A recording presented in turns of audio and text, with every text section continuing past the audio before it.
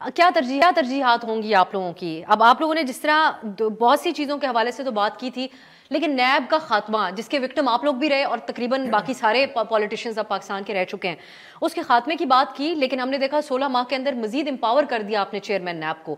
تو پھر کیا توقع رکھی جائے کہ جو وعدے دعوے آپ لوگ اصلاحات کے حوالے سے کرتے آئے ان میں سے کسی چیز پہ سنجیدہ بھی ہیں کرنے کو؟ دیکھیں جی، نہیں بالکل بڑی سنجیدگی سے اس چیز کو دیکھا جا رہا ہے، اور کیبنٹ میں بھی اس کی ڈسکشنز اب ہم نے شروع کر دی ہیں کہ جو ہم نے لیگل ریفارمز لے کے آنے ہیں. جس طرح آپ نے نیب کی بات کی، نیب کی بالکل اس کو شاید ختم کرنے کی تو بات نہیں ہو سکے گی، اس میں تھوڑی بہتری لانی چاہیے ہمیں، اور اس میں بہتری ہو بھی سکتی ہے.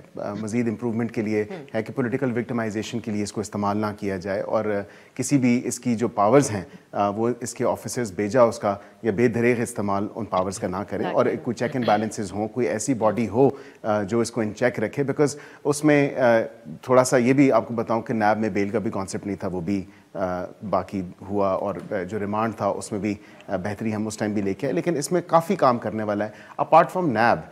اس کے علاوہ بیرسٹر صاحب بات یہ کہ جب مخالف کے خلاف استعمال ہو رہا تو ہر کسی کو بہت اچھا لگتا ہے. نہیں، I think across the board ابسا ہم نے یہ دیکھنا ہے کہ اس کا غلط استعمال کوئی بھی نہ کر سکے. اس میں واقعتاً جو اصل مقصد ہے اس کا ٹو انشور ٹرانسپیرنسی، کہ to get rid of corruption and corrupt activities. اور اس میں سب سے زیادہ جو بات ہے 62-63 کے اوپر ہم دیکھ رہے ہیں، کیونکہ صادق اور امین کی جو ڈیفینیشن ہے وہ عربک، وہ اس میں کوئی جو ہے وضاحت نہیں ہے، کوئی اس میں پراپرلی ڈیفائنڈ نہیں ہے. یہ چیز 62-63 کی بھی